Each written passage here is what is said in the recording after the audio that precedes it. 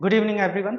आज के इस लेक्चर में हम लोग सीखेंगे इंट्रोडक्शन टू इंडियन पॉलिटी। लेकिन इंडियन पॉलिटी पर बात करने से पहले हम लोगों को ये भी जानना जरूरी है कि पॉलिटी किसको कहते हैं। और इस वीडियो लेक्चर में हम लोग आज सबसे पहले जो सीखेंगे पॉलिटी के बारे में सीखेंगे, कॉन्स्टिट्यूशन के इंट्रोडक्शन के बारे में सीखेंगे, साथ ही साथ हम भारतीय संविधान के बारे में सीखेंगे, उसके सर्टेन फीचर्स को देखेंगे और ये जानेंगे कि हमारा कॉन्स्टिट्यूशन जो आज है वो किस दौर से गुजर करके बना है, उसके हिस्टोरिकल बैकग्राउंड क्या है, किस तरह से ब्रिटिश ईस्ट इंडिया कंपनी इसके लिए रिस्पॉन्सिबल थी और ब्रिटिश ईस्ट इंडिया कंपनी के आने के बाद कॉन्स्टिट्यूशन कैसे धीरे धीरे आगे बढ़ा। तो आइए ज़्यादा देर नहीं करते हुए हम लोग सीखते हैं इंडियन पॉलिटी, उसके इंट्रोडक्शन के बारे में। तो सबसे पहले इंडियन पॉलिटी को सीखने से पहले हम लोगों को जानना ये जरूरी है कि पॉलिटी किसको कहते हैं, क्योंकि हम लोग पढ़ तो रहे हैं इंडियन पॉलिटी, लेकिन पॉलिटी का एग्जैक्ट मतलब क्या है कि हम लोग रटा रटाया चीज को समझ लेते हैं या अंडरस्टूड है कि इन पॉलिटी के बारे में पढ़ रहे हैं तो राजनीतिक विज्ञान यानी राजनीति के बारे में सीख रहे होंगे या कॉन्स्टिट्यूशन के बारे में सीख रहे होंगे। क्या किसको कहते हो पॉलिटी से हम लोग क्या समझते हैं? पॉलिटी आप किसको कहोगे? आप एक बार सोच करके देखो, सिंपल लगता है दिखने में, सुनने में भी बहुत आसान लगता है। हाँ, पॉलिटी का मतलब जो बचपन से पढ़ते आ रहे हैं सिविक्स, तो सिविक्स ही पॉलिटी है, ऐसा नहीं है। आपको अच्छे से अगर आंसर लिखना है मेंस में, तो मेंस में आंसर लिखने के लिए आपको हर टर्मिनोलॉजी को अच्छे से समझना जरूरी है। तो पॉलिटी को हम लोग सीखने के क्रम में सबसे पहले हम लोग जानते हैं कि पॉलिटी का डेफिनेशन क्या है। वैसे तो पॉलिटी के बहुत सारे डेफिनेशन है, बहुत बड़े-बड़े डेफिनेशंस भी होंगे, लेकिन मैं आपको यहाँ पर जो डेफिनेशन दे रहा हूँ बहुत ही छोटा-सा और बहुत सिंपल और बेसिक, जिससे कि आपको समझने में आसानी हो और परेशानी भी नहीं हो। और सिर्फ आप अगर इस डेफिनेशन को समझ लेंगे तो आप बहुत ही अच्छे से आप एग्जाम में लिख भी सकेंगे, मार्क्स भी आपके अच्छे आ जाएंगे, आपकी अंडरस्टैंडिंग भी डेवलप होगी और साथ ही साथ आप डिबेट भी किसी के साथ अच्छे से कर पाओगे। तो सबसे पहले हम लोग जानते हैं कि इंडियन पॉलिटी किसको कहते हैं। तो it is a society as a political unit. अभी हम लोगों को ये दो चार चीजें समझनी। सबसे पहले सोसाइटी, आपको सोसाइटी तो पता ही है कि एक ज्योग्राफिकल बाउंड्री के अंदर रहने वाले लोगों को सोसाइटी कहते हैं और उस सोसाइटी के बहुत सारे फीचर्स होते हैं, वो हम सोशियोलॉजी के टर्मिनोलॉजी पर बात नहीं करेंगे। बस आप सोसाइटी का मतलब आप समझते हो और मैं मान करके चल रहा हूँ कि सोसाइटी के बारे में आपको पता है। तो अगर हम लोग यहाँ पर देखने के लिए जाते हैं इस डेफिनेशन को, तो as society as a political unit, अगर हम लोग यहाँ पर इस टर्मिनोलॉजी पर बात करें तो पॉलिटिकल का मतलब क्या समझते हो? देखो, सिंपल दिखने में तो मैंने आपको कहा ना कि दिखने में चीजें बहुत ही आसान हो सकती है, लेकिन जरूरी नहीं है कि वो उतना ही आसान हो। अगर मैं पूछूं आपसे कि आप बताओ पॉलिटिकल का मतलब क्या है, तो आपके पास क्या उत्तर होगा? What would be your answer? Tell me. थोड़ा वक्त दे रहा हूँ, वीडियो पॉज करके आप बताओ, आप सोचो। दिक्कत हो रही है ना? तो कहने का मतलब है कि टर्मिनोलॉजी को हमें इग्नोर नहीं करना चाहिए। हम बहुत बार ऐसा होता है कि हम जब पढ़ाई करते रहते हैं तो पढ़ाई करने के समय में लगता है कि हाँ ये चीज़ें तो हमें पता ही है, ये आता ही है, और हम लोग ग्रांटेड मान करके चलते हैं और या हमें ये पता होता है, ये हमें मालूम है, और हम आगे बढ़ जाते हैं। हम उस पर बहुत ज़्यादा फोकस्ड होकर के सोचते नहीं है, जिसके कारण से कभी कभी जब आंसर राइटिंग की बात आती है और जब आप डिटेल्ड वे में आंसर लिखना चाहते हो या कभी किसी को डिफाइन करना चाहते हो, तो उस समय आपको दिक्कत होती है। तो यहाँ पर हम लोग सीखते हैं society as a political unit. देखो, समाज आप समझ गए, और समाज के बारे में आपको बताया, पता भी है बहुत सारा, लेकिन कौन से समाज के बारे में हम लोग बात कर रहे हैं? इकोनॉमिक यूनिट के बारे में बात नहीं कर रहे हैं। Society as a cultural unit के बारे में बात नहीं कर रहे हैं हम लोग बात कर रहे हैं society as a political unit के बारे में। तो पॉलिटिकल का मतलब आप क्या समझते हो? पॉलिटिकल आप किसको बोलोगे? तो पॉलिटिकल का मतलब वो सारी चीज होती है जो किससे कनेक्टेड होती है? स्टेट से, गवर्नमेंट से, या पब्लिक अफेयर्स से, या गवर्नेंस से। इन सारे को हम क्या बोलेंगे? पॉलिटिकल। इन सारे चीजों से जो जुड़ा हुआ होगा, जुड़े हुए चीज होगी, जुड़े हुए मुद्दे होंगे, उनको हम कहेंगे पॉलिटिकल।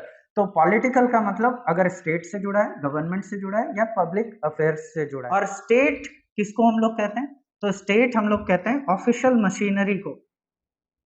देखो, अगर मैं अभी आपको तुरंत पूछूं कि आप स्टेट किसको बोलोगे, तो देखो फिर कंफ्यूज हो जाओगे कि स्टेट मतलब राज्य। अभी राज्य किसको कहते हैं? तो ये चीज के लिए मैंने ऑलरेडी एक वीडियो लेक्चर बना करके डाल दिया, आप जा करके देख लेना। तो स्टेट को अभी बहुत ज्यादा डिफाइन नहीं करेंगे, बस आप इतना समझ लो बेसिक टर्म में, it is an official machinery for governance. Governance के लिए अगर जिस भी ऑफिशियल मशीनरी की जरूरत होती है, ठीक है, चाहे कानून बनाने से लेकर के कानून को एग्जीक्यूट करने से लेकर के, वो हर चीज स्टेट के दायरे में आती है, तो उसको हम स्टेट बोलेंगे।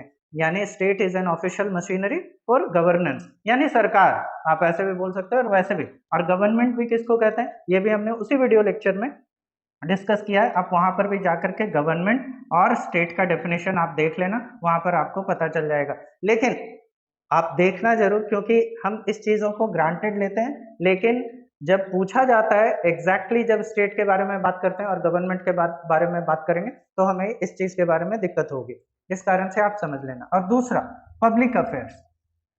पब्लिक अफेयर्स का मतलब जनता नहीं है, पब्लिक अफेयर्स का मतलब है पब्लिक मीन्स गवर्नमेंट, पब्लिक का मतलब गवर्नमेंट। तो जब भी हम लोग जब पॉलिटी के बारे में बात करेंगे, तो जब भी हम लोग इस तरह से बात करते हैं पब्लिक में, तो आप समझना गवर्नमेंट, ठीक है। दूसरी चीज, और आपने कभी सुना होगा पब्लिक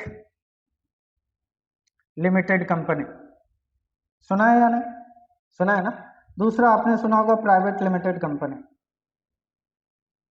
अगर आपने प्राइवेट लिमिटेड कंपनी सुना है, इसका मतलब किसी इंडिविजुअल का है, और अगर पब्लिक लिमिटेड है इसका मतलब वो सरकारी है, ठीक है।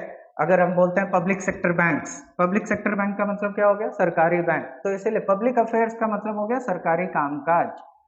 तो कोई भी चीज जो सरकारी कामकाज से जुड़ा हुआ हो, सरकार से जुड़ा हुआ हो या स्टेट से जुड़ा हुआ हो, उसको हम कहेंगे पॉलिटिकल। तो यानी समाज को हमें किस रूप में देखना है, समाज को हमें किस रूप में देखना है। मान लो ये एक समाज है, इसमें कुछ लोग रह रहे हैं, तो ये समाज में कौन क्या कपड़े पहन रहा है, कौन सी मूवी देख रहा है, कौन सा स्पोर्ट्स में इंटरेस्ट है, हमें उस हिसाब से नहीं देखना है। कौन सा बिजनेस कर रहा है, इस हिसाब से भी हमें नहीं देखना है। हमें ये देखना है कि यहाँ पर सरकार किस तरह का है, सरकार के फंक्शंस क्या हैं, सरकार कैसे काम करती है, स्टेट के पावर्स क्या क्या है, जनता के प्रति स्टेट की क्या रिस्पॉन्सिबिलिटी है, यानी everything which is related to political. तो अगर हम समाज को पॉलिटिकल यूनिट के रूप में देखते हैं तो वो क्या होता है, polity. Do we understand. Polity तो आपको समझ में है, ओके। चलो अभी इतनी सारी बातें आपको समझ में आ गई, तो आप मुझे बस एक चीज बताओ, पॉलिटी मतलब एक सोसाइटी, सोसाइटी यानी एक देश, आप एक ज्योग्राफिकल बाउंड्री के अंदर रहने वाले जितने भी लोग हैं, यानी एक देश, एक नेशन। सोसाइटी का मतलब इन ब्रीफ, अभी नेशन मतलब कुछ और होता है, नेशन के बारे में हम लोग थोड़ा बाद में बात करेंगे, लेकिन अभी समझ लेना सोसाइटी से मतलब यहाँ पर एक नेशन। तो कोई भी देश पॉलिटिकल यूनिट के रूप में कैसे फंक्शन कर रहा है, यानी कि उसका हेड कौन है, राष्ट्रपति है, प्रधानमंत्री हेड है, या कोई राजा है, या आर्मी रूल करती है उसको, या कोई तानाशाह है, या नहीं तो कोई कंपनी जैसे कि बोर्ड ऑफ डायरेक्टर्स से चलती है, तो सरकार भी उसी तरह से डायरेक्टरी से चल रही है। किस तरह की व्यवस्था है आखिर पॉलिटिकली, वो सोसाइटी यानी वो नेशन कैसे बंधा है, ये चीज आपको कहाँ पता चलता है, कैसे जानोगे कि कोई देश पॉलिटिकली किस तरह से चल रहा है, कैसे ऑर्गेनाइज्ड है पॉलिटिकली। डेमोक्रेसी है, डिक्टेटरशिप है, मोनार्की है, मोनार्की भी है तो किस तरह की है, कॉन्स्टिट्यूशनल मोनार्की है जिसको लिमिटेड मोनार्की भी कहते हैं, या एब्सोल्यूट मोनार्की है। और अगर डेमोक्रेसी भी है तो कैसे कैसे किस तरह का डेमोक्रेसी है, प्रेसिडेंशियल फॉर्म ऑफ गवर्नेंस है या prime ministerial form of democracy है, किस तरह की है, इसको पार्लियामेंट्री फॉर्म ऑफ गवर्नमेंट और प्रेसिडेंशियल फॉर्म ऑफ गवर्नमेंट भी बोलते हैं। तो कैसे कैसे पता चलेगा आपको, आप मुझे बताओ, बताओ कैसे काम कर, कैसे समझोगे। तो कॉन्स्टिट्यूशन देख करके ही ना, किसी भी देश का कॉन्स्टिट्यूशन हम देखेंगे तो हमें ये समझ में आ जाएगा कि वो कॉन्स्टिट्यूशन को देखने के बाद हमें ये समझ में आ जाएगा कि वो कंट्री पॉलिटिकली कैसे जुड़ा हुआ है या कैसे काम कर रहा है, उसके बाकी सारे स्टेट्स उनके साथ किस तरह से एकजुट रह रहे हैं, ऐसे ही पता चलेगा ना। वहां पर प्राइम मिनिस्टर है या राजा है या डायरेक्टरी, मैंने आपको बोला कि डायरेक्टर्स के द्वारा सरकार चलती है, या कोई कम्यून है जो चलाता है, जैसे communist form of the government में पोलिट ब्यूरो वगैरह, किस तरह का है। तो कॉन्स्टिट्यूशन देख करके ही बात करते हैं, यानी अगर हम society as a political unit के रूप में पढ़ना है तो उस देश के कॉन्स्टिट्यूशन को देखेंगे तो हमें आराम से समझ में आ जाएगा। Do we understand. तो अगर हमें किसी भी स्टेट को या किसी भी सोसाइटी को पॉलिटिकल यूनिट के रूप में देखना है तो हमें कॉन्स्टिट्यूशन को जानना है। तो हमें जानने के लिए सबसे ज़्यादा इम्पोर्टेंट क्या है, तो पॉलिटी पढ़ने के लिए तो कॉन्स्टिट्यूशन। इसी कारण से हम लोग पॉलिटी में सबसे ज़्यादा हम लोग किस पर फोकस्ड होते हैं, क्या चीज़ को पढ़ने के लिए, कॉन्स्टिट्यूशन। तो उसी तरह बात अगर की जाएगी कि इंडियन पॉलिटी के बारे में मान लो बात करते हैं, तो इंडियन पॉलिटी में आप किस चीज़ को आप फोकस करोगे कि यानी इंडिया पूरी तरह से पॉलिटिकल यूनिट के रूप में कैसे काम कर रहा है, उसके पॉलिटिकल फंक्शंस क्या हैं, सरकार की मशीनरी, फंक्शंस, राइट्स, ये सारे चीज़ के बारे में बात करेंगे। ये सारा हमें कहाँ देखने के लिए मिलेगा, हमारे कॉन्स्टिट्यूशन में। इसलिए इंडियन पॉलिटी में हम किसके बारे में पढ़ते हैं, इंडियन कॉन्स्टिट्यूशन के बारे में। Do we understand now? चलिए अभी ये समझ में आ गया, तो सबसे पहले हम लोग कॉन्स्टिट्यूशन के बारे में जानते हैं कि what exactly is a constitution. ऐसे कॉन्स्टिट्यूशन के तो बहुत सारे डेफिनेशंस आपको मिल जाएंगे, लेकिन मैं यहाँ पर बहुत ही सिंपल और बहुत ही बेसिक डेफिनेशंस ले रहा हूँ, और अगर आप भी ये एग्जाम में लिखते हो तो आपको मार्क्स पूरे आएंगे। डोंट वरी फॉर दैट कि आप बहुत भारी भरकम डेफिनेशंस लिख रहे हो और आप एक्सपेक्ट कर रहे हो कि आपके मार्क्स बहुत ही अच्छे आने वाले हैं, तो ऐसा जरूरी नहीं है। आप भारी भरकम लिखो, लेकिन आप उसको कितने अच्छे से एक्सप्लेन करते हो ये भी आपको आना चाहिए। ये अगर आपको नहीं आ रहा है तो सिर्फ टर्मिनोलॉजीज और भारी भरकम टर्म्स लिख दोगे तो उससे बहुत कुछ होगा नहीं, आपको एक्सप्लेन करना भी आना चाहिए। अगर इंटरव्यू में भी मान लो अगर आपको इस तरह से कभी कुछ बात आती है तो सिर्फ रटे हुए ज्ञान से काम नहीं चलेगा, आप अच्छे से उसको अगर समझे हुए रहोगे तो आप कभी भी कोई भी किसी भी तरह का क्वेश्चन पूछेगा, किसी भी स्वरूप में, किसी भी फॉर्म में अगर पूछा जाता है किसी भी डायमेंशन से, तो आप आंसर कर पाओगे। इसीलिए समझना इंपॉर्टेंट है। आप याद करो, डिफिकल्ट डेफिनेशंस भी याद करो, इसके लिए कोई इशू नहीं है, लेकिन आप कोशिश करो पहले बेसिक से समझने के लिए, जिसके बाद आप डिफिकल्टी लेवल अगर ऊपर भी करोगे तो बहुत ही अच्छे से आपको समझ में आना शुरू हो जाएगा। बट एनीवे, अभी हम लोग बहुत ज़्यादा उन सारी चीज़ों के बारे में बात नहीं करते। अभी वापस से कॉन्स्टिट्यूशन के बारे में आते हैं। तो कॉन्स्टिट्यूशन कहते किसको हैं? अगर आपसे पूछा जाएगा कि what exactly is a constitution, तो हम एक वर्ड में अगर या एक फ्रेज में अगर कॉन्स्टिट्यूशन को डिफाइन करना है ना, तो आप बोल सकते हो it is the supreme law of the land. चलिए यहाँ से हम लोग पढ़ाई की जो गति है उसकी स्पीड थोड़ा कम करेंगे, क्योंकि हमें सीखना है चीज़ों को, टर्मिनोलॉजी को ध्यान से।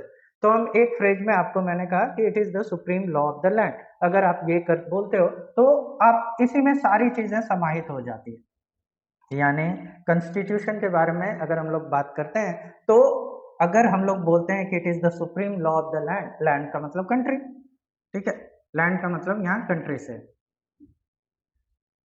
अभी इसका मतलब क्या हो गया, supreme law of the land का मतलब ये सबसे बड़ा कानून है, इससे ऊपर कोई भी कानून नहीं होगा। उस देश के अंदर अगर जो भी कानून बन रही होगी वो सारा उसी के दायरे में बन रहा होगा, उसके अंदर रह करके बन रहा होगा। फॉर एग्जाम्पल अगर मैं आपसे बात करूं, भारत का कॉन्स्टिट्यूशन, अगर मैं भारत के कॉन्टेक्स्ट में बात करूं तो भारत का जो कॉन्स्टिट्यूशन है वो, उसमें लिखा हुआ है कि आप अपने मन से, अपने स्वेच्छा के हिसाब से, एज पर आर्टिकल 19G के बारे में बात करें तो कोई भी जॉब कर सकते हो, किसी भी तरह का व्यवसाय कर सकते हो, जो भी आपको इच्छा है कर सकते हो, ठीक है। ये सुप्रीम लॉ है, यानी इससे ऊपर कोई भी कानून नहीं है। अगर ये कॉन्स्टिट्यूशन में लिखा हुआ है तो ये सुप्रीम लॉ है। अब भारत के अंदर कोई एक ऑर्गेनाइजेशन काम कर रही है, से कोई भी एक XYZ कंपनी है, किसी दूसरी कंपनी का मैं नाम नहीं लूंगा, लेकिन मान करके चलो कोई एक कंपनी है और जिसने अपने एम्प्लॉय को ये कह के रखा है कि हमारे यहाँ जो भी काम करेगा ना उसको 5 साल तक कंटिन्यूअस काम करना ही है, 5 साल से पहले वो छोड़ नहीं सकता है नौकरी, और उसके लिए एक बॉन्ड पेपर साइन करवा लेता है। Do we understand? और अगर दूसरे एम्प्लॉय को या आपको, अगर उस ऑर्गेनाइजेशन में काम कर रहे हो, आपको उससे भी बेहतर कोई विकल्प मिलता है, ऑफर आता है और आप उस जॉब को छोड़ना चाहते हो, लेकिन अभी आपके 5 साल पूरे नहीं हुए हैं तो आप छोड़ नहीं सकते हो। ऐसा ही होगा ना, ऐसा ही सोच रहे हो ना कि आपको 5 साल काम करना ही है, 5 साल फिनिश होने के बाद ही आप दूसरा कोई जॉब अगर चाहो तो कर सकते हो, 5 साल से पहले छोड़ नहीं सकते हो। लेकिन और कंपनी आपको छोड़ने नहीं देगी। तो कंपनी जो ये रूल बना रही है, और दूसरा हमारे कॉन्स्टिट्यूशन में ये कहा है कि आप अपने स्वेच्छा के हिसाब से कोई भी काम कर सकते हो, किसी भी तरह का फंक्शन कर सकते हो। तो आप मुझे एक बात बताओ, कॉन्स्टिट्यूशन कहता है कि आप अपने पसंद से कोई भी जॉब कर सकते हो, तो यानी अगर मुझे ये जॉब नहीं करने की इच्छा है तो भी मैं छोड़ करके कोई दूसरा कर सकता हूँ, क्योंकि ये मेरा पसंद अब नहीं है, अब मेरा पसंद दूसरा है। तो कॉन्स्टिट्यूशन तो इसकी आजादी देता है एज पर आर्टिकल 19G कि आप दूसरी किसी भी जॉब को कर सकते हो, ये कभी भी आप छोड़ना चाहो तो छोड़ सकते हो। फिर ये कंपनी आपसे बॉन्ड कैसे साइन करवा रही है हमारे देश में रहते हुए, और हम कह रहे हैं कि constitution is the supreme law of the land, यानी इसकी अवहेलना कोई नहीं कर सकता है। अगर कॉन्स्टिट्यूशन में जो बातें लिखी हुई है उसको आप दरकिनार करके या इसको बाईपास करके कोई दूसरा कानून नहीं बना सकते। तो ये कानून अगर इस तरह से है तो ये जो लॉ है उस ऑर्गेनाइजेशन का अगेंस्ट आर कॉन्स्टिट्यूशन है। इस तरह से नहीं, कोई भी ऑर्गेनाइजेशन इस तरह से नहीं कर सकती है, वो असंवैधानिक हो जाएगा, अनकॉन्स्टिट्यूशनल हो जाएगा। समझ रहे? अभी दूसरी बात और, तो फिर बॉन्ड पेपर इतने सारे कंपनियां क्यों साइन करवाती है? एक्चुअली क्या है, मैंने आपको पूरी बात बताई नहीं। बॉन्ड पेपर साइन इसलिए करवाती है क्योंकि उसमें वो सारे क्लॉजेज लिखा रहता है कि आप नहीं कर सकते हो 5 साल, लेकिन अगर आप 5 साल से पहले छोड़ना चाहते हो तो आपको सर्टेन अमाउंट देना पड़ेगा ऑर्गेनाइजेशन को, उसके बाद छोड़ सकते हो। तो आपको कोई भी ऑर्गेनाइजेशन छोड़ने के लिए कहाँ मना कर रही है? आप तो बहुत ही आराम से छोड़ ही सकते हो ना। आपको छोड़ने की आज़ादी है, बशर्ते आप उसका जो नुकसान हो रहा है उसकी भरपाई कर दो। Do we understand? आपको अपने पसंद से जॉब करने की आज़ादी का बिल्कुल मतलब ये नहीं है कि आप किसी का नुकसान कर दो, ठीक है? तो इसीलिए देखो नाउ, हमारे देश में रहते हुए अगर हमारा संविधान कहता है कि आपको अपने स्वेच्छा से जॉब करने की आज़ादी है, तो आपको कोई भी ऑर्गेनाइजेशन नहीं रोक सकती है और कोई भी ऑर्गेनाइजेशन इस तरह के कानून नहीं बना सकते हैं जो हमारे कॉन्स्टिट्यूशन को वायलेट करता है। इसका मतलब है कि constitution is the supreme law of the land. बाकी जो भी कानून बन रहा है, भले ही मेरा प्राइवेट ऑर्गेनाइजेशन है, प्राइवेट इंडिविजुअल का भी कोई भी ऑर्गेनाइजेशन होगा, मैं भी कोई भी ऐसा कानून नहीं बना सकता हूँ अपने यहाँ जो हमारे कॉन्स्टिट्यूशन के किसी भी टर्म्स को वायलेट करता हो या किसी भी लॉ को वायलेट करता हो। Do we understand? बात समझ में है? इसीलिए it is the supreme law of the land. इसीलिए आप बोल सकते हो कि constitution means the supreme law of the land. आप इसी फ्रेज में पूरा चीज डिफाइन कर सकते हो। और दूसरा यहाँ पर लिखा हुआ है within which all other laws operate, कि कॉन्स्टिट्यूशन के दायरे में रह करके सारे के सारे कानून ऑपरेट करते हैं। इसके बाहर जाकर के कोई भी कानून हम भारत देश में नहीं बना सकते। और भारत क्या, अगर किसी भी देश का कोई संविधान है तो उस देश में भी वो कानून संविधान के दायरे में रह करके ही बाकी सारे कानून बनेंगे, चाहे पार्लियामेंट ही कोई कानून क्यों नहीं बना रही हो। डू वी अंडरस्टैंड ना? That is why we can define our constitution or any other constitution in the world that a constitution is the supreme law of the land. Do we understand now? Now let us take the second basic example और उससे आपको समझ में आ जाए fundamental या basic clause. ठीक है, what does it state? Fundamental और basic laws of a nation और अ स्टेट। ये फंडामेंटल लॉ है, बेसिक लॉ है। बेसिक से क्या समझते हो? तो फंडामेंटल का मतलब है वो सारी बेसिक चीजें, और बेसिक जो सारे पर लागू होती हो। अभी जैसे मेरे घर पर अभी सारे बड़े बड़े नियम कानून ये नहीं बना सकते, वो सिर्फ बेसिक ही कानून बनाएगी। कॉन्स्टिट्यूशन में बेसिक और मौलिक ही नियम कानून बने रहेंगे जो सब पर लागू हो। क्योंकि सारे कंट्रीज में देखो बहुत सारे लोग रहते हैं जिनके जिनकी मान्यताएं अलग है, जिनके धर्म अलग अलग हैं, जिनके प्रैक्टिसेस अलग हैं, कस्टम्स अलग हैं। तो इन सारे के लिए बहुत ज्यादा अगर हर नियम कानून को बनाना शुरू करेंगे ना, तो कॉन्स्टिट्यूशन का एंड ही नहीं होगा, वो चलता चला जाएगा। और मैं जिस धर्म को मान रहा हूं, अगर मैंने अपने हिसाब से कानून बनाया तो दूसरे धर्म वाले वही कानून को मानेंगे या नहीं मानेंगे, इस पे डाउट है। और 100% ये है कि कभी भी वो उस सोसाइटी में तो जो कोऑपरेशन है वो तो नहीं आएगी, क्योंकि झगड़ा ही होता रहेगा। तो इसी कारण से बेसिक लॉ जो सारे धर्म पर अप्लाई होते होंगे, जो सारे मान्यता वाले लोगों के ऊपर अप्लाई होता होगा, चाहे आप किसी भी कास्ट से हो, किसी भी क्रीड से हो, किसी भी लैंग्वेज से बोलने वाले लोग हो, लेकिन अगर एक ज्योग्राफिकल बाउंड्री के अंदर आप रह रहे हो तो आपको ये बेसिक लॉज मानने होंगे। वो आपके घर में घुस करके आपको ये नहीं बोलेगा कि आपको वेज ही बनाना है या नॉन वेज ही बनाना है, ठीक है? ये बेसिक लॉ नहीं है। बेसिक लॉ आपको खाना खाने की आजादी देगा, ये बता देगा कि हाँ, अपने स्वेच्छा से अपने पसंद से कोई भी खाना खा सकते, आप पसंद से किसी से भी शादी कर सकते हो, आप किसी भी तरह का जॉब कर सकते हो। ये सारे आपको बेसिक राइट्स होंगे जो सारे धर्मों पर लागू होते होंगे। Do we understand? बाकी जो कॉम्प्लेक्स जो डिसीजंस है, जो फैमिली के लेवल पर या पर्सनल लेवल पर आप लेते हो, उसकी पूरी आजादी देता है। उसके लिए कानून कभी भी कॉन्स्टिट्यूशन नहीं बनाएगा। इसीलिए कॉन्स्टिट्यूशन को के बारे में क्या कहा जाता है? These are the fundamental laws. सिर्फ फंडामेंटल चीजों पर बात करेगा जो सारे लोगों के लिए, सोसाइटी एज अ होल जिसकी जरूरत है सबको, और वो बेसिक इन नेचर ही होगा। Do we understand? बात समझ में आए? जैसे कि एक एग्जांपल मैं आपको दूं कि राइट टू रिलीजियस फ्रीडम हमें हमारे कॉन्स्टिट्यूशन ने दिया है और ये बेसिक राइट है। कि मतलब आपको धार्मिक स्वतंत्रता का अधिकार है, मतलब आप किस तरह से पूजा करना चाहते हो, किस ईश्वर को मानना चाहते हो, वो आपका पूरा तरह से प्रेरोगेटिव है। आप किस तरह से आप मंत्रोच्चारण करना चाहते हो या पूजा करने की प्रक्रिया आपकी क्या होगी, ये भी आप तय कर सकते हो। कॉन्स्टिट्यूशन इतने कॉम्प्लेक्सिटी में नहीं जाएगा, तो इतने कॉम्प्लेक्सिटी में कॉन्स्टिट्यूशन कभी नहीं जाता है, वो सिर्फ बेसिक बातें करता है कि आपको किसी भी धर्म को फॉलो करने का अधिकार, धार्मिक स्वतंत्रता का अधिकार है, दैट्स इट, वो इतना बोल दिया। ठीक है, अब बाकी आपको कैसे करना है वो आप डिसाइड कर लो। Do we understand? That is why we consider a constitution is a set of fundamental laws of a nation. तो आपको अगर दूसरी तरह से अगर डिफाइन करना है कॉन्स्टिट्यूशन को, तो कैसे डिफाइन कर सकते हो? It is a set of fundamental laws of any nation. Do we understand now? Now the third thing is कि a body of fundamental principles. तो फंडामेंटल प्रिंसिपल्स क्या है, ये तो आप समझ ही गए हो। दूसरा क्या है? Establishments and precedents. अगर ये स्टैब्लिशमेंट्स और प्रेसिडेंट्स आप याद रखना, जब हम लोग कॉन्स्टिट्यूशन के बारे में बात करेंगे, खास करके ब्रिटेन के कॉन्स्टिट्यूशन के बारे में, तब हम लोग इसी स्टैब्लिश्ड प्रेसिडेंट्स के बारे में बात करेंगे कि ये किस तरह से काम करता है। तो प्रेसिडेंट्स का मतलब क्या होता है, सबसे पहले ये समझ लो।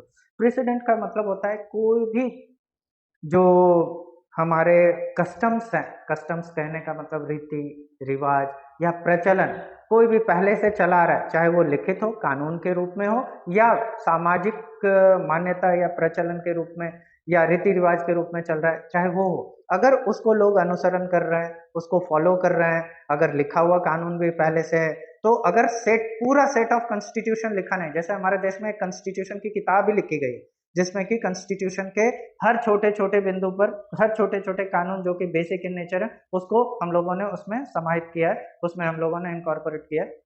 लेकिन ब्रिटेन में इस तरह की कोई चीज है नहीं। ब्रिटेन में रिटन कॉन्स्टिट्यूशन तो है नहीं। जब रिटन कॉन्स्टिट्यूशन नहीं है, तो जब उनको कोई जजमेंट पास करना होता है सुप्रीम कोर्ट को या वहाँ के कोर्ट्स को, या किसी को भी कानून का सहारा लेना पड़ता है, तो कॉन्स्टिट्यूशन को वो कैसे रेफर करते हैं? How do they refer? तो कॉन्स्टिट्यूशन तो वहाँ है नहीं और लिखा हुआ नहीं है, तो रेफर कैसे करेंगे? तो एक्चुअली पुराने जितने भी नियम कानून चले आ रहे थे राजा महाराजा के समय से, उसके बाद पार्लियामेंट ने बहुत सारे कानून पास किए, उन सारे को, तो वो सारे को क्या बोलते हैं?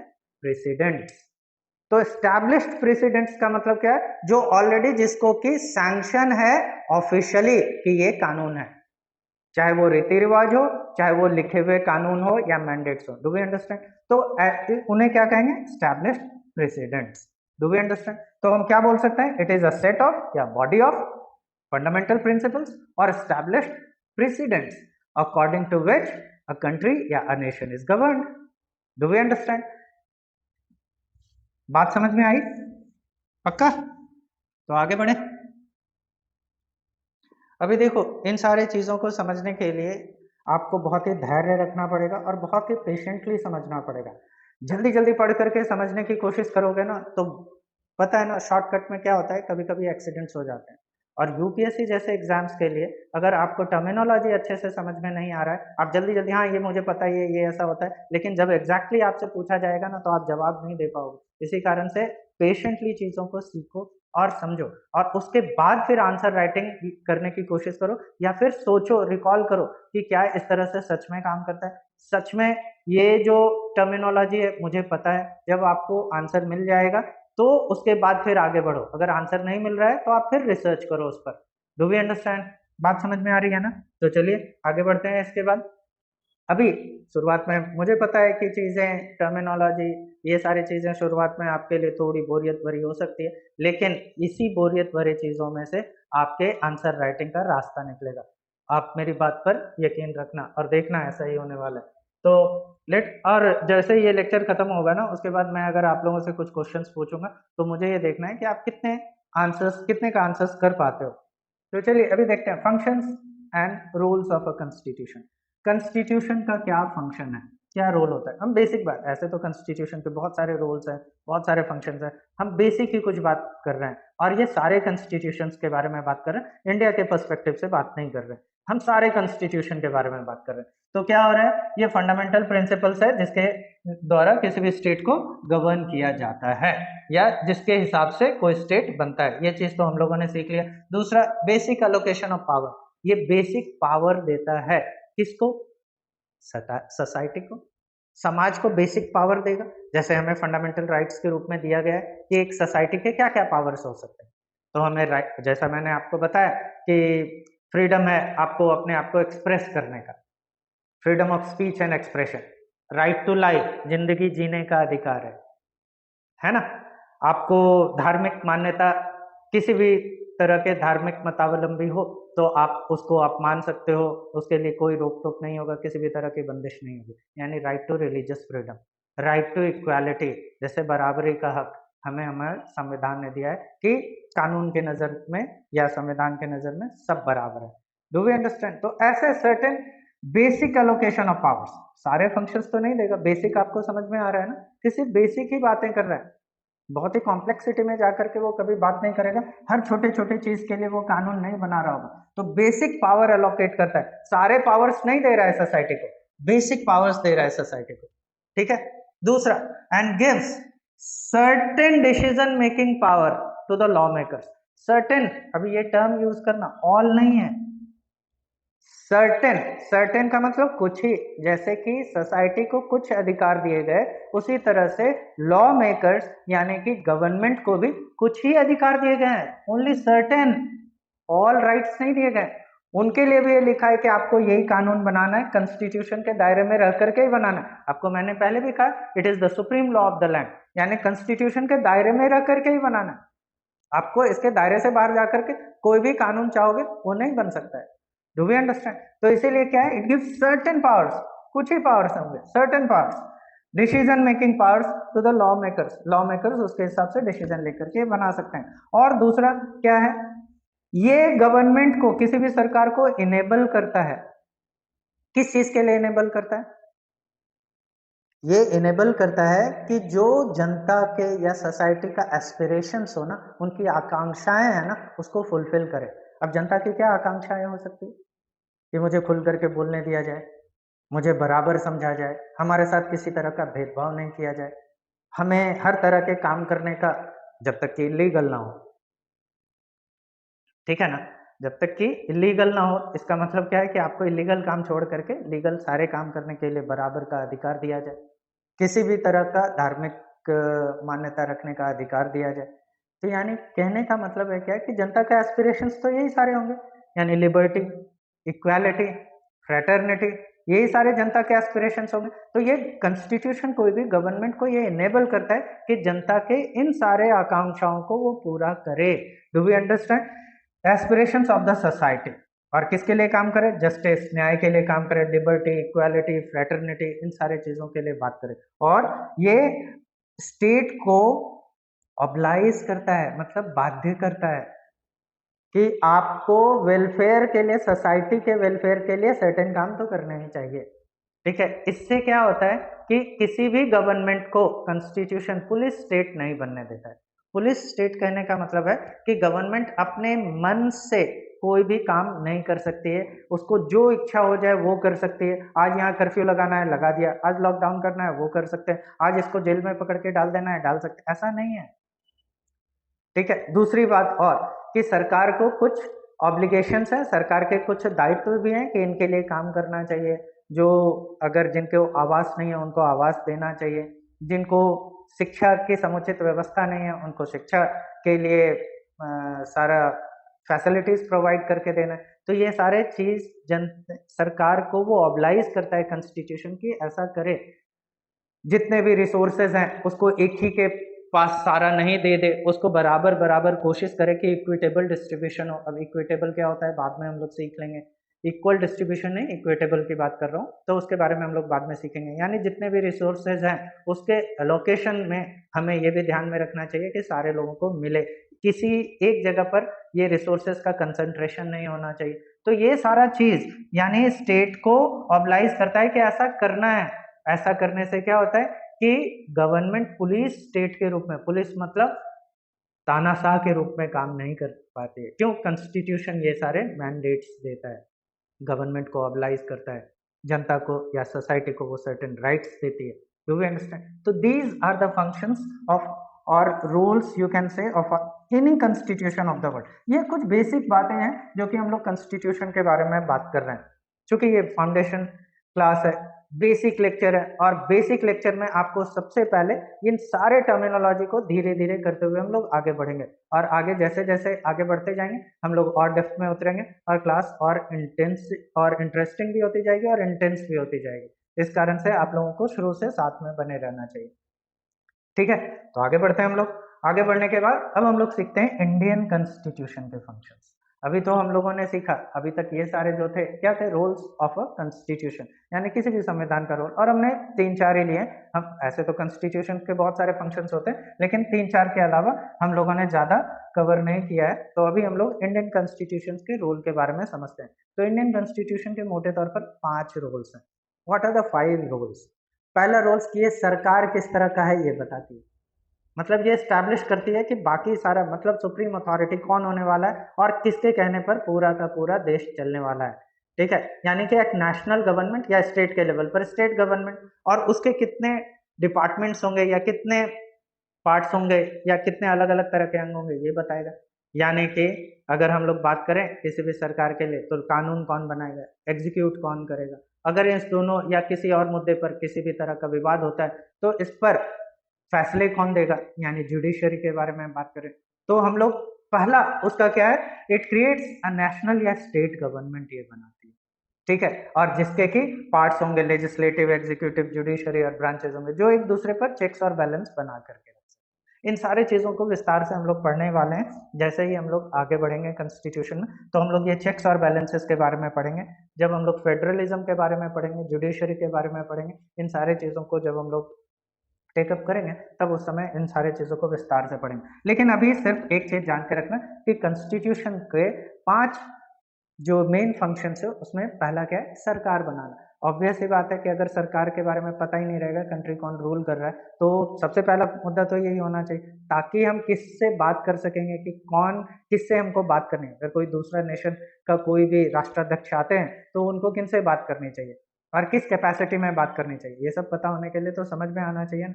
और अगर हम किसी भी कंट्री के गवर्नमेंट का विरोध कर रहे हैं या समर्थन कर रहे हैं तो हमें पता तो होना चाहिए कि वो गवर्नमेंट आखिर है कैसी, डिक्टेटोरियल गवर्नमेंट है, डेमोक्रेटिक गवर्नमेंट है, मोनार्कियल गवर्नमेंट है, किस तरह की है। तो मतलब वो सरकार के स्ट्रक्चर को तय करता है। Number 1 this. नंबर 2, ये अगर मान लो स्टेट में या किसी भी देश में अगर 2 अलग अलग लेवल्स पर या 3 अलग अलग लेवल्स पर अगर सरकार काम कर रही है, जैसे हमारे इंडिया में बात करो तो 3 अलग अलग लेवल्स पर काम कर रही है। केंद्र के लेवल पर सेंट्रल गवर्नमेंट है, फिर स्टेट गवर्नमेंट है, उससे नीचे फिर पंचायत या म्यूनिसिपैलिटीज वाला सिस्टम है। तो ऐसा तो इन सारे को ये पता होना चाहिए कि किसको कौन सा काम करना है। अगर किसी को पता ही नहीं होगा, अगर 3 सरकारें हैं, तीनों सरकार में तो अक्सर ये झगड़ा हो सकता है कि मुझे ये काम करना है, मुझे आपको ये काम नहीं करना है। सब अपने अपने पास ज्यादा पावर्स लेना चाहते हैं, इसीलिए कॉन्स्टिट्यूशन ये डिफाइन ही कर देता है कि किसको कौन सा पावर होगा, कौन सा अधिकार होगा, कौन किस पर कानून बना सकता है। तो ये हमारे कॉन्स्टिट्यूशन की बात कर रहे हैं। हमारे कॉन्स्टिट्यूशन का ये दूसरा मुख्य चीज है। एक पहले तो सरकार, किस तरह की सरकार होगी वो बताना, और किस तरह के सरकार के कौन कौन से अंग होंगे, उनके फंक्शंस क्या होंगे, और दूसरा कि उसमें किसके कौन से पावर होंगे। दूसरा तीसरा क्या है कि ये हमें कुछ ना कुछ अधिकार देगी। सोसाइटी हमें एज अ सोसाइटी के रूप में ये हमें कुछ अधिकार देती है कि हमारे सर्टेन राइट्स हैं जो हम एंजॉय करेंगे, जिसको हम फंडामेंटल राइट्स के बारे में बात कर रहे हैं। तो हमारा कॉन्स्टिट्यूशन सबसे पहला क्या है कि काइंड ऑफ गवर्नमेंट, किस तरह की गवर्नमेंट होगी ये बताएगा हमारा कॉन्स्टिट्यूशन। ये क्या क्या चीज बता रहा है, तो किस तरह की सरकार होगी। दूसरा डिवीजन ऑफ पावर, कि कौन से सरकार का काम क्या होगा, ये दूसरा मेन पॉइंट है। तो इसीलिए अगर कभी भी आपको कहीं पर भी पूछा जाता है कि एटलीस्ट टेल मी 3 और 4 main functions of our constitution, तो आप बहुत ही आराम से बोल सकते हो। ऐसे तो बोलने के लिए हजारों बोल सकते हो, लेकिन अगर तुरंत मैं बोल रहा हूँ these are the main functions, 5 main function याद रखिए। और अगर हमें राइट्स दिए हैं तो साथ में सरकार को भी कुछ डायरेक्टिव्स दिए गए होंगे, कहा गया होगा कि आप ये सारे काम कीजिए ताकि जनता और खुशहाल हो सके और प्रॉस्पेरिटी आ सके। और जितने भी तरह के हम लोग एस्पिरेशंस की बात करें जनता की, जैसे कि लिबर्टी हो गया, इक्वालिटी हो गया, फ्रेटर्निटी हो गया, जस्टिस हो गया, वो समाज में कायम हो सके, तो उसके लिए भी ये काम करती है। क्या काम करती है? It embodies the concept of welfare state, जिसके बारे में मैंने आपको बोला, और ये सरकार को निर्देश देती है, हमारा ये संविधान सरकार को निर्देश देती है कि आपको जनता की खुशहाली के लिए, जस्टिस लाने के लिए, इक्वालिटी लाने के लिए सर्टेन काम करने चाहिए। तो इसको हम लोग कहाँ पर देखते हैं? डीपीएसपी के रूप में अपने कॉन्स्टिट्यूशन में देखते हैं, directive principles of the state policy. So this is the fourth important function of our constitution. और पांचवा और सबसे आखिरी जो इस कड़ी में लेंगे वो है कि हमारे राइट्स के बारे में बताते हैं। अभी जनता सिर्फ अपने अधिकार एंजॉय करती है, सिर्फ इतना ही नहीं, जनता के भी कुछ कर्तव्य बनते हैं स्टेट के प्रति, नेशन के प्रति, तो वो भी ये बताता है, यानी फंडामेंटल ड्यूटीज। तो बेसिकली हमारे 5 इंपॉर्टेंट फंक्शंस हैं। So what are the 5 important functions? तो चलिए एक बार रिकॉल करते हैं, अगर आपको याद होता है तो, और बताइए कि what are the 5 important functions. तो चलिए एक एक करके बात करते हैं। तो नंबर 1 अगर हम लोग बात करते हैं तो क्या है, आप रिकॉल कर सकते हो? चलो एक बार रिकॉल करते हैं ये सब, बताओ क्या है? गवर्नमेंट किस तरह का होगा, किस तरह का फंक्शन होगा सेंटर के लेवल पर, किस तरह से स्टेट लेवल पर? पार्लियामेंट्री फॉर्म होगा, प्रेसिडेंशियल फॉर्म होगा, मोनार्कियल होगा, डिक्टेटोरियल होगा, या डायरेक्टरी होगा? क्या होगा ये हमारा कॉन्स्टिट्यूशन बताता है। बाय द वे हमारा कॉन्स्टिट्यूशन क्या बताता है? प्रेसिडेंशियल फॉर्म है या prime ministerial form of the government है? Prime ministerial form of the government. दूसरा ये क्या बताता है? डिवीजन ऑफ पावर, ये बताता है कि स्टेट के क्या काम है और सेंटर के क्या काम है। तीसरा बताते जाना, ये सिर्फ रिकॉल करने के लिए, इसलिए इसको आपको अगर याद हो गया तो आप इतना पोर्शन स्किप करके आगे बढ़ करके भी देख सकते हो। तीसरा तीसरा फंडामेंटल राइट्स की बात करता है कि सोसाइटी को, society as a whole, what are the basic fundamental basic, what are the basic rights, उनके अधिकार क्या है जो उनसे छीने नहीं जा सकते, लेकिन कुछ केसेस में छीने जा सकते हैं, तो वो सब हम लोग इन डेप्थ जब स्टडी करेंगे तब सीखेंगे। नेक्स्ट है कि सरकार को कुछ निर्देश दिए जाते हैं, ठीक है, जो कि जनता की खुशहाली के लिए काम करे, यानी वेलफेयर स्टेट बनाने की दिशा में काम करे, पुलिस स्टेट की दिशा में नहीं। यानी जस्टिस की बात करेगा, लिबर्टी, ऐसे काम करे जिससे जस्टिस आए, लिबर्टी आए, इक्वालिटी आए, ठीक है। और पांचवा क्या था? पांचवा किस बारे में बात कर रहा था? हाँ, ये हमारे इंपॉर्टेंट फंक्शन क्या है कि हमारे सर्टेन फंडामेंटल ड्यूटीज कौन कौन से होंगे, यानी जनता का भी कुछ कर्तव्य है।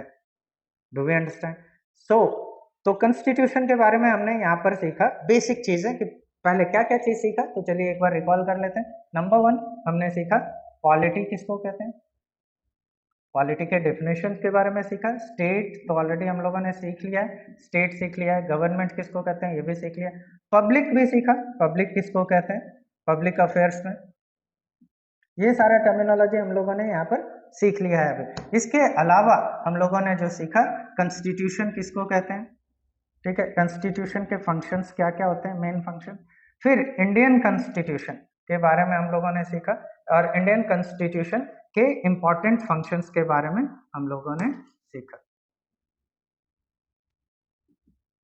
उसके इंपॉर्टेंट फंक्शंस के बारे में हम लोगों ने यहाँ पर सीखा है। तो चलिए अभी इतना सीख लिया, तो इसके आगे बढ़ते हैं हम लोग, ठीक है। ये सारे फंक्शंस आपने रिकॉल कर लिया, तो अब इसके आगे हम लोग बढ़ते हैं। Historical background, this is quite an interesting part in सारी चीज़ का, कि हमारा कॉन्स्टिट्यूशन जैसे है अभी, तो आप मुझे एक बात बताओ कि हमारा जो कॉन्स्टिट्यूशन आज है, ये सेंट्रल गवर्नमेंट है, फिर स्टेट गवर्नमेंट है, म्यूनसिपलिटीज़ और पंचायत है, हमारे सेंट्रल फंडामेंटल राइट्स हैं, आपको लगता है कि ये चीज़ एक दिन में हो गया होगा? आज के आज इस तरह की फिलॉसफीज हमारे दिमाग में आई, इस तरह के विचार आए कि सबको स्वतंत्र होना। पहले तो राजा महाराजा थे ना, अब राजा महाराजा थे तो राजा महाराजा एक दिन उनको सपने में आया होगा कि अगले दिन हमें सारे जनता को फ्री कर देना है, और सारे जनता को ये बोलना है कि अब आप भी राजा बन सकते हो, मैं अब राजा नहीं बनूंगा, मेरे बच्चे भी राजा वगैरह नहीं बनेंगे, राजपाट अब छोड़ रहे हैं, आप में से कोई भी चुन करके राजा बन सकते हो। ऐसा करेगा राजा? राजघराने में अपने सत्ता बचाने के लिए, अपनी गद्दी बचाने के लिए लोग अपने पिता को भी मरवा देते हैं, भाइयों को मार देते हैं, कितनी लड़ाइयाँ लड़ते हैं। मतलब जो कहने का मतलब है कि वो हमेशा किसी न अपनी सत्ता को बचाए रखने के लिए हर वो चीज़ कर सकते हैं। तो अभी सोचो कि एक दिन अचानक से सारे लोगों को अधिकार भी दे दिए, राजा के अधिकार सीमित हो जाएँगे। अब राजा को भी अगर फिर से राजा बनना है तो चुनाव लड़ना पड़ेगा। हमारा कॉन्स्टिट्यूशन में तो राजतंत्र है ही नहीं, तो वो राजपाट भी खत्म हो गए, तो ऐसा कोई राजा करेगा? कभी नहीं करेगा ना।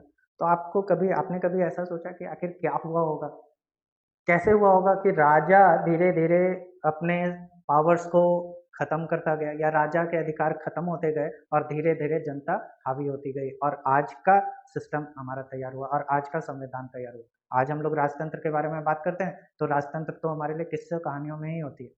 हम राजा तो एक्सपेक्ट भी नहीं कर सकते हैं और इमेजिन भी नहीं कर सकते हैं किस तरह का होगा। वो तो उनके महलों को देखते हैं तभी हम लोग थोड़ा बहुत इमेजिन करते हैं।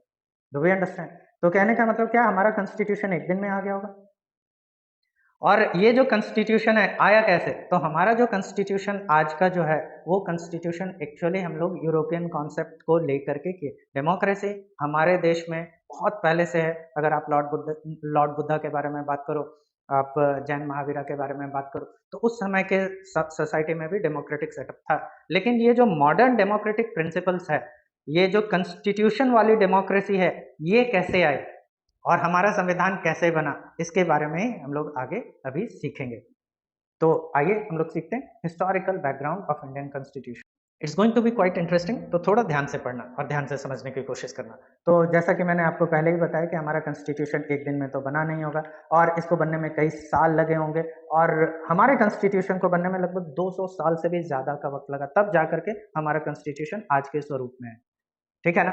और इसमें ब्रिटिश रूलर्स का बहुत बड़ा योगदान है। तो ब्रिटिश रूलर्स में सबसे पहले हमारे यहाँ जो आगमन होता है वो ब्रिटिश ईस्ट इंडिया कंपनी से ब्रिटेन का आगमन हमारे देश में होता है। तो इसके लिए हमें सबसे पहले जानना जरूरी है कि ब्रिटिश ईस्ट इंडिया कंपनी के और उसके हिस्टोरिकल बैकग्राउंड के बारे में। अभी याद रखना, मैं थोड़ा सा कॉन्स्टिट्यूशन से हट करके थोड़ा हिस्ट्री पर ज्यादा बात करूंगा ताकि आपको इसमें इंटरेस्ट आ सके और आपको एक बार समझ में आए कि हमारा कॉन्स्टिट्यूशन अगर बनना शुरू हुआ है तो उसके पीछे की एक कहानी क्या है। इसमें थोड़ा सा हिस्ट्री का पुट ज्यादा होगा, इसलिए आप इसको थोड़ा सा बर्दाश्त करना, लेकिन it's going to be very interesting, I must tell you. तो इसके कारण से आपको समझ में तो अच्छे से आएगा, इसलिए मैंने थोड़ा सा हिस्ट्री का पुट ज्यादा रखा है ताकि आपको कॉन्स्टिट्यूशन, आज का कॉन्स्टिट्यूशन अच्छे से समझे। तो आइए सबसे पहले हम लोग यहाँ पर देखते हैं कि ब्रिटिश ईस्ट इंडिया कंपनी के बारे में। तो हमारा जो कॉन्स्टिट्यूशन बना, मैं आपको पहले भी बोल रहा हूँ कि ब्रिटेन के आगमन के बाद ही हमारा कॉन्स्टिट्यूशन बनने का दौर शुरू हुआ, लेकिन ब्रिटेन के आने के तुरंत बाद से शुरू नहीं हुआ, धीरे धीरे घटनाएं होती चली गई और उसके कारण से चीजें अपने आप बदलती गई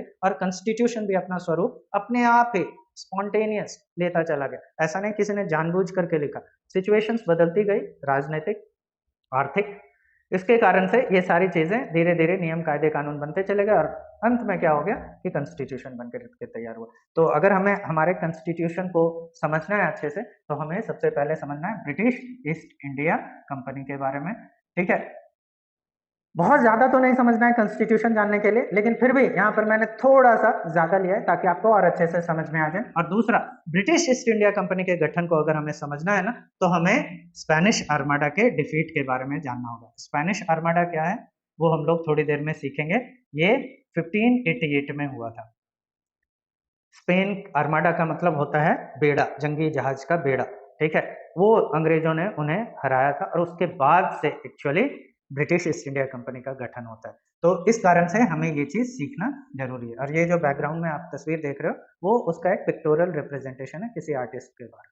ठीक है, स्पेनिश आर्माडा का। हाँ, तो हम लोगों ने यहाँ पर जो भी चीज जानना है, तो ब्रिटिश ईस्ट इंडिया कंपनी के से शुरुआत होता है और ब्रिटिश ईस्ट इंडिया कंपनी के शुरुआत को अगर देखना है तो हमें स्पेनिश आर्माडा के डिफीट को समझना पड़ेगा। तो सबसे पहले हम लोग आइए यहाँ पर देखते हैं पूरे वर्ल्ड के मैप को और समझने की कोशिश करते हैं। यहाँ पर है, अगर हम इस पोर्शन को लेते हैं, ठीक है, तो इस पोर्शन को अगर हम लेते हैं तो इस पोर्शन में आता है सबसे पहले यहाँ पर इंग्लैंड।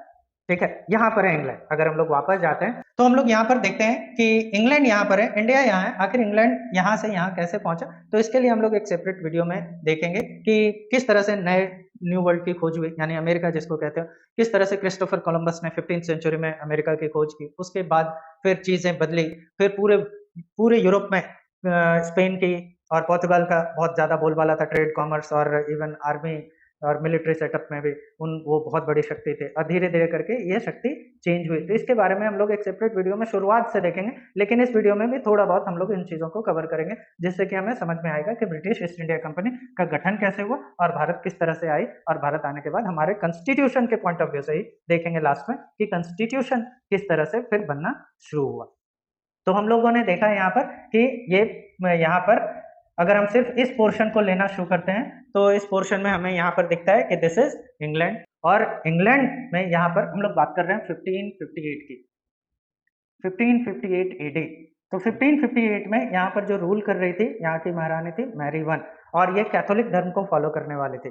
कैथोलिक धर्म किसको कहते हैं इसके बारे में हम लोग जब रेनेसांस पढ़ेंगे या कैथोलिक प्रोटेस्टेंट के बारे में बात करेंगे तो उस समय हम लोग सीख लेंगे। जैसे कि आपको संक्षिप्त में इतना ही बता दें कि जैसे कि इस्लाम में शिया सुन्नी होता है, जैनिज्म में श्वेतांबर दिगंबर होते हैं, बौद्धिज्म में आप हीनयान महायान होता है, उसी तरह से क्रिश्चियनिटी में भी दो हिस्से हो गए आगे चल करके, जिसमें कि एक कैथोलिक जो पुराने विचार वाले थे वो कैथोलिक धर्म मतावलंबी कहलाए यानी उनके फॉलोअर्स हो गए, और जो उन्होंने उनको प्रोटेस्ट किया उनको प्रोटेस्टेंट बोलते हैं। और मैरी वन जो थी वो कैथोलिक धर्म को मानने वाली थी, और उसने शादी भी स्पेन के, ये स्पेन है, स्पेन के राजा से की थी, और स्पेन का राजा था फिलिप टू, और फिलिप टू भी कैथोलिक धर्म को मानने वाला था, और इसके कारण से इन दोनों की काफी अच्छी बनती थी। और यहाँ पर जो राजपाट होता था, ये यहाँ पर इससे शादी करने के बाद, वैसे तो ये उसकी दूसरी पत्नी थी, इसने वैसे वो 4-4 शादियां की है, लेकिन ये उसकी दूसरी पत्नी थी, और दूसरी पत्नी होने के कारण जैसे उससे शादी हुई तो शादी होने के बाद ये यहाँ का भी मोनार्क बन गया, यानी यहाँ का भी राजा, इसको कहते हैं को मोनार्क, यानी रूल तो यही कर रही है लेकिन ये भी राजा कहलाता था और अपने हिसाब से कोई भी काम करवाता था।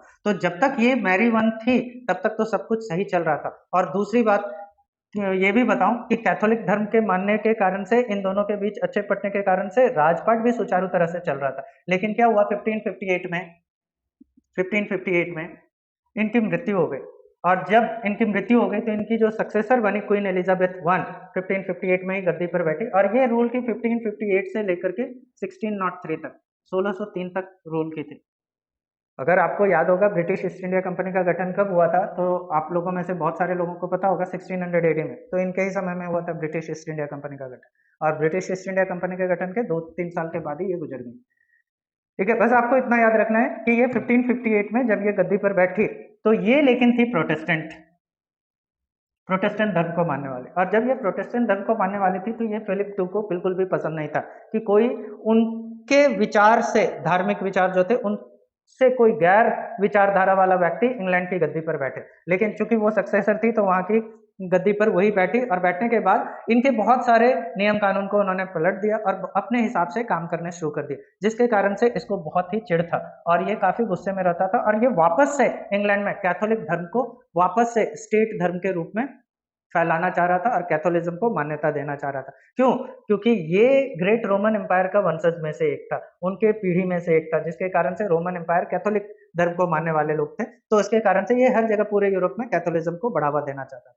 दूसरी इसकी इससे चिढ़ की दूसरी सबसे बड़ी एक और वजह थी कि यहाँ पर एक छोटा सा किंगडम था, ये आज इसको हम नीदरलैंड्स के रूप में जानते हैं, लेकिन उस समय इसको हॉलैंड के रूप में जान रहे थे, और ये हॉलैंड पर भी स्पेन का राज कब्जा था, यानी कि फिलिप टू डायरेक्ट वहां पर रूल करते थे, अपने हिसाब से किसी को राजा वहां पर बना देना और उसके हिसाब से इनडायरेक्टली पूरी तरह से वो रूल करता था। लेकिन यहाँ पर बहुत सारे ऐसे लोग थे जो कि स्पेन के इस अधिकार को मान्यता नहीं देते थे और वो हमेशा विद्रोह करने पर तुले हुए रहते थे। ये बहुत पावरफुल था, चूंकि इसको रोमन एम्पायर का समर्थन प्राप्त था, तो इसके कारण वो विद्रोह को दबाता रहता था, और जब तक मैरी वन रही थी वो विद्रोह को दबाती रहती थी और विद्रोह को ज्यादा पनपने नहीं देती थी। लेकिन जैसे ही एलिजाबेथ वन वहां गद्दी पर बैठी उसके बाद से उसने विद्रोहियों को सपोर्ट करना शुरू कर दिया और उनसे उनके साथ संधि भी कर लिया, और संधि भी कर लिया कि अगर कभी भी किसी भी तरह की बात होती है तो ये आर्म्ड सपोर्ट करेंगे, उनको अपने आर्मी के साथ उनको सपोर्ट करेंगे।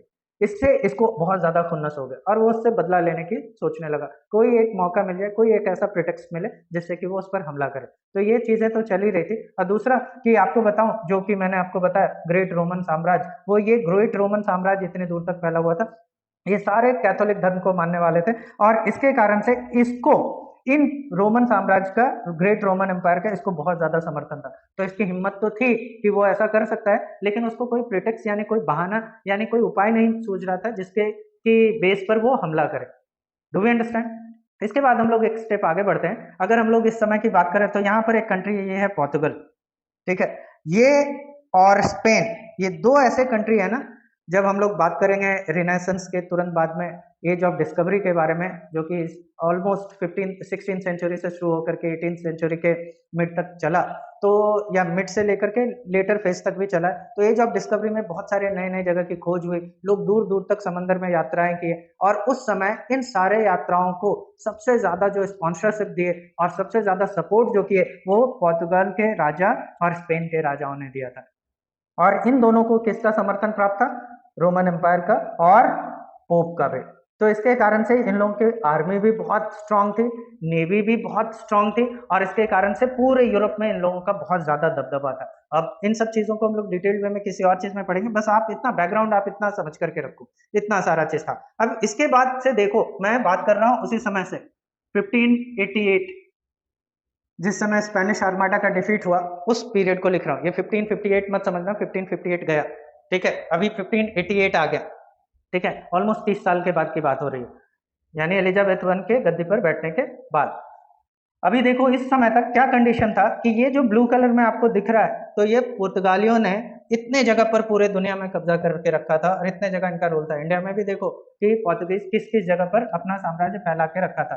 और स्पेन रेड कलर में है, यहाँ पर आपको नीदरलैंड्स वाला भी हिस्सा, जो उस समय में हॉलैंड के रूप में जाना जा रहा था, तो ये भी देखो इतने सारे जगह पर स्पेन, इसलिए आज भी इधर स्पेनिश और पोर्तुगीज बोली जाती है। आप ब्राजील में जाओ, आज भी आपको स्पेनिश पोर्तुगीज बोलते हुए लोग मिल जाएंगे, क्योंकि वो वहाँ का ऑफिशियल लैंग्वेज है।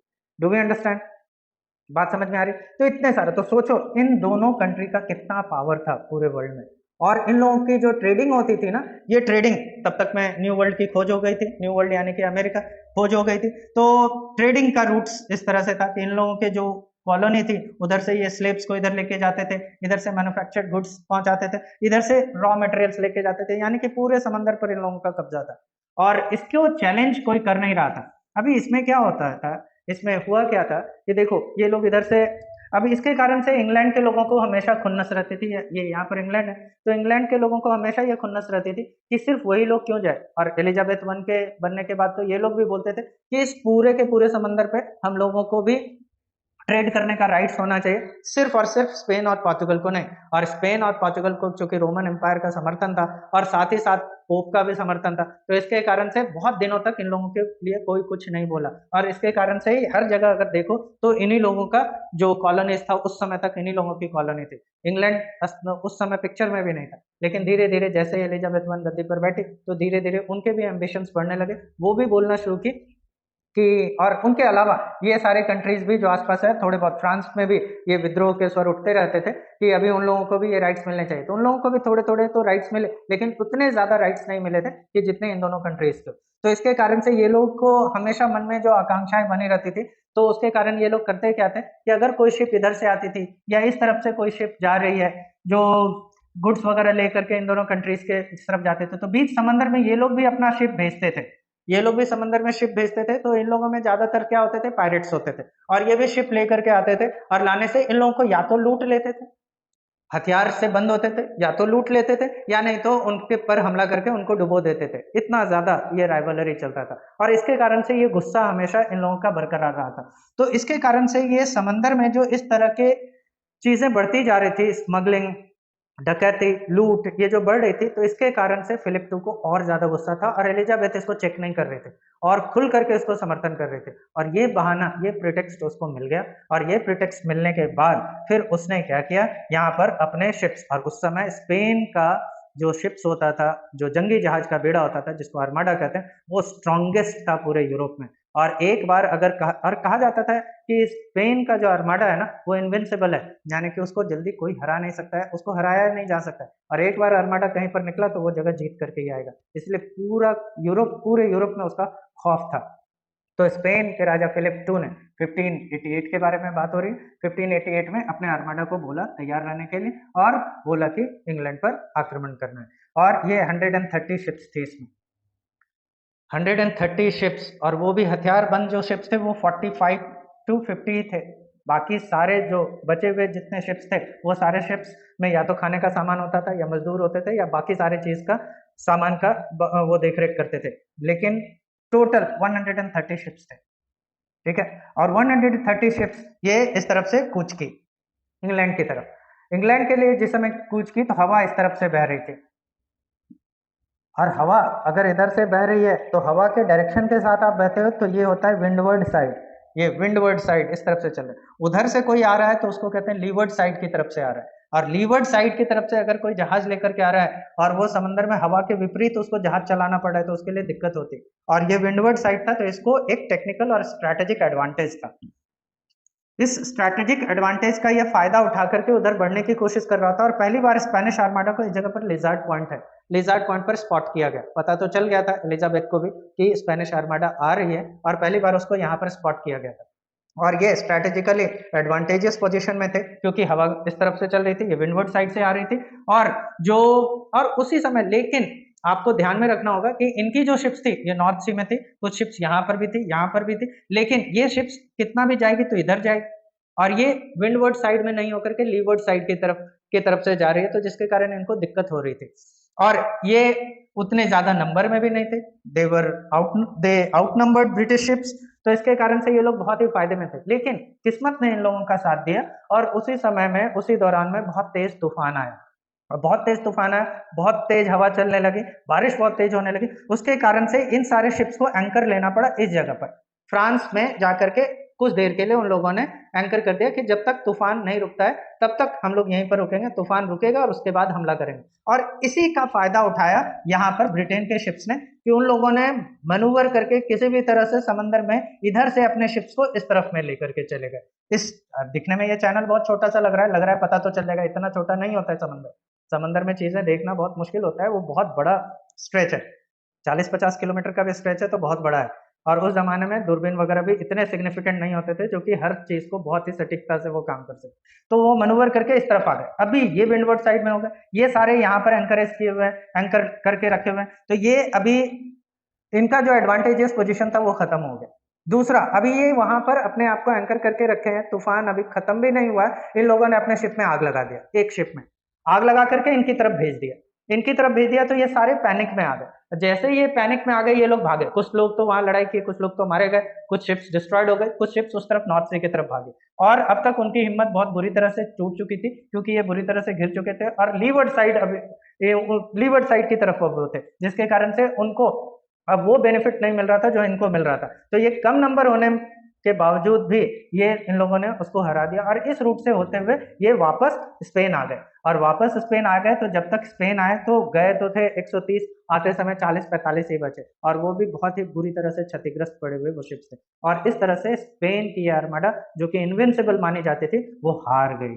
और हार गई तो इसका रिजल्ट क्या हुआ, कंसिक्वेंस क्या हुआ? हारने के बाद जो स्पेन का जो रेपुटेशन था, अभी देखो जब हम लोग बात करते हैं स्पेनिश आर्माडा का, तो उस समय पूरी रोमन एम्पायर इसको सपोर्ट की थी, और सपोर्ट करने के बाद भी ये हार गया।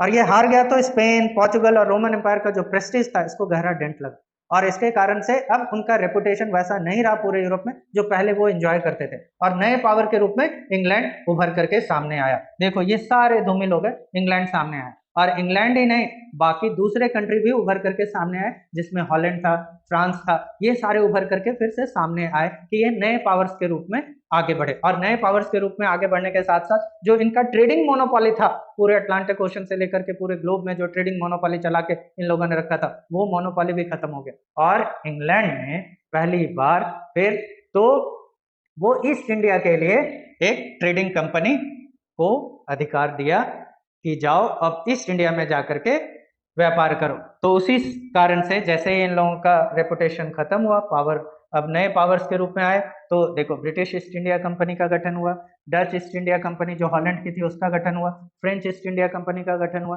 तो ऐसे करके ईस्ट इंडिया कंपनी बननी शुरू हुई। तो ईस्ट इंडिया कंपनी का मतलब बिल्कुल भी आप ये मत समझना सिर्फ ब्रिटेन की east India company. East India तो एक जगह है जहां पर व्यापार करने के लिए इन सारे लोगों ने कंपनी को भेजा, अपने अपने कंपनियों को, कि जाओ और उस एरिया में व्यापार करो। तो जो भी ईस्ट इंडिया में जाकर के व्यापार करेगा तो उस कंपनी का नाम ही उस कंट्री के नाम से पड़ा, जैसे British east India company, Dutch east India company, French east India company, उसी तरह से स्वीडन की बनी तो स्वीडिश ईस्ट इंडिया कंपनी। ऐसे बहुत सारी ईस्ट इंडिया कंपनी बनी है। इवन कि पोर्चुगल की भी कंपनियां थी जो ईस्ट इंडिया में व्यापार कर रही थी, वो सारी थी, लेकिन ये प्रोमिनेंट है ईस्ट इंडिया में डील करने वाली ये कुछ कंपनी। तो आइए हम लोग थोड़ा ब्रीफ हिस्ट्री जानते हैं ब्रिटिश ईस्ट इंडिया कंपनी के बारे में, क्योंकि हम लोग सिर्फ और सिर्फ कंसर्न है ब्रिटिश ईस्ट इंडिया कंपनी के बारे में। और दूसरा अभी हम लोग ये भी सीखेंगे कि ईस्ट इंडिया कहते किसको। तो ब्रिटिश ईस्ट इंडिया कंपनी के एक ब्रीफ हिस्ट्री के बारे में सीख लेते हैं। सबसे पहले कि इसका गठन कब हुआ। तो इसका गठन कब हुआ था? 31 दिसंबर को 1600 AD under a royal charter of queen Elizabeth I, जिसके बारे में हम लोगों ने पहले बात किया था कि अंडर अ रॉयल चार्टर। ठीक है, किसने किया था? क्वीन एलिजाबेथ I ने किया था। ठीक है। और कब किया था ये? 31 ऑफ दिसंबर 1600 एडी में किया था। इसका ऑफिशियल नेम है the governor and company of merchants of London trading into the east Indies. अब एग्जैक्टली ईस्ट इंडीज में ही व्यापार करने के लिए इस कंपनी को बनाया गया था, जिसका कोई पॉपुलर नाम honourable east India company, popular नाम इसके हुए। ठीक है, ईस्ट इंडिया कंपनी भी बोला जाता है, ईस्ट इंडिया ट्रेडिंग कंपनी भी बोला जाता है, ब्रिटिश ईस्ट इंडिया कंपनी भी बोला जाता है, इंग्लिश ईस्ट इंडिया कंपनी भी बोला जाता है, लेकिन ऑफिशियल नेम यही था।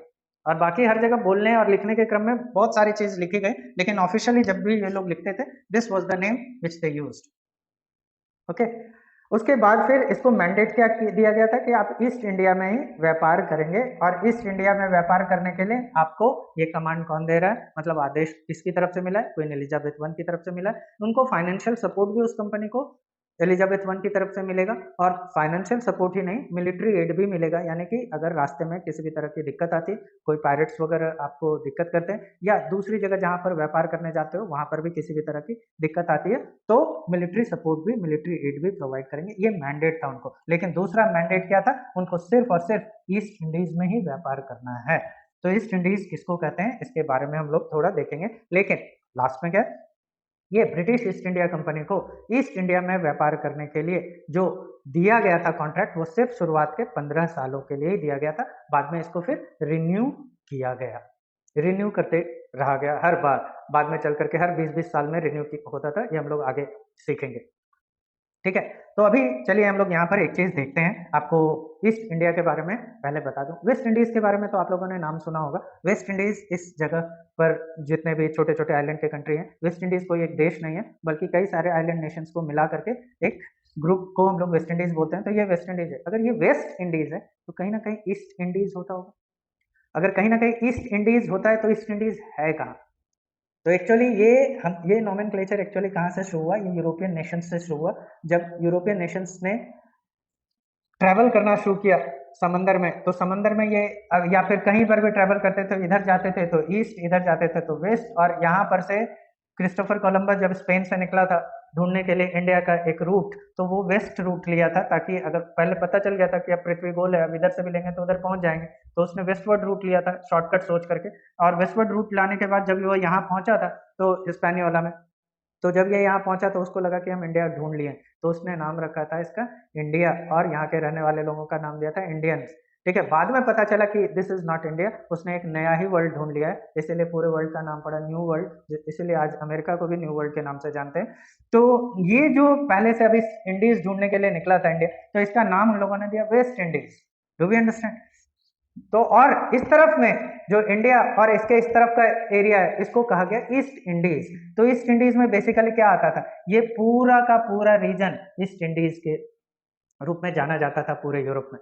ऑफिशियल कोई भी रिकॉग्निशन नहीं है कि ईस्ट इंडीज एक्चुअली किसको बोला जाता था, वो एक पूरे रीजन को बोला जाता है, खास करके इस तरफ में। तो बाद में इन लोगों ने एक नियम ही बना दिया था, जब ब्रिटिश ईस्ट इंडिया कंपनी को रॉयल चार्टर से जब अधिकार मिला कि आपको ईस्ट इंडीज में, यानी इस पूरे इलाके में, ईस्ट इंडीज का मतलब आपको बिल्कुल ये नहीं सोचना चाहिए कि इंडिया के सिर्फ ईस्ट में व्यापार करने का राइट, नहीं, पूरे एरिया को ईस्ट इंडीज। अभी थोड़ी देर के बाद और पता चलेगा।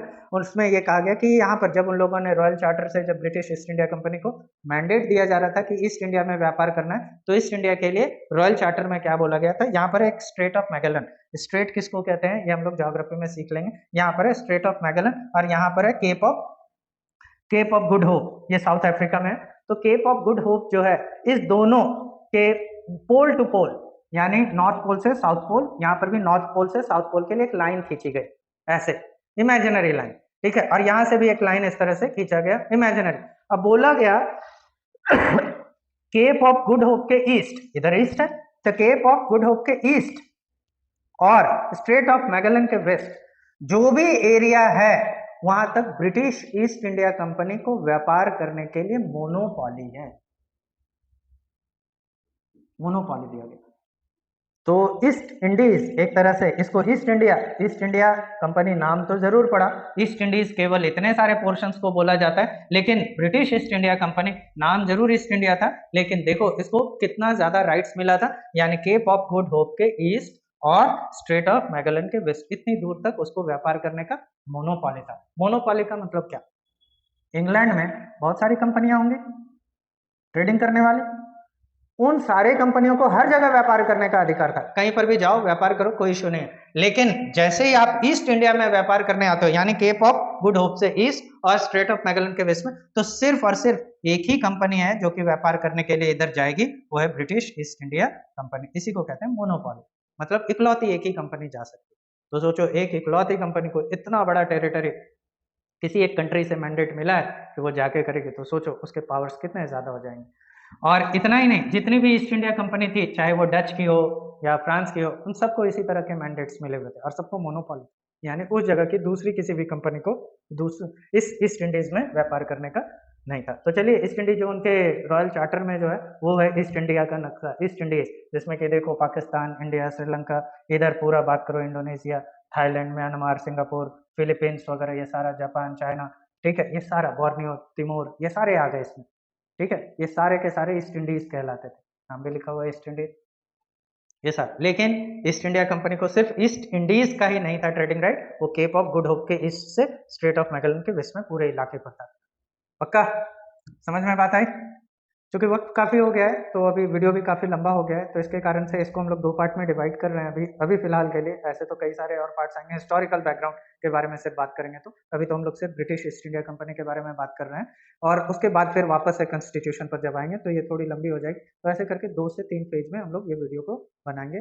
तो आज के लिए फिलहाल इतना ही रहने दीजिए, उसके बाद यहाँ पर से इसी स्लाइड से हम लोग नेक्स्ट वीडियो को हम लोग फिर से नेक्स्ट वीडियो में इसके बारे में चर्चा करेंगे। Thank you very much.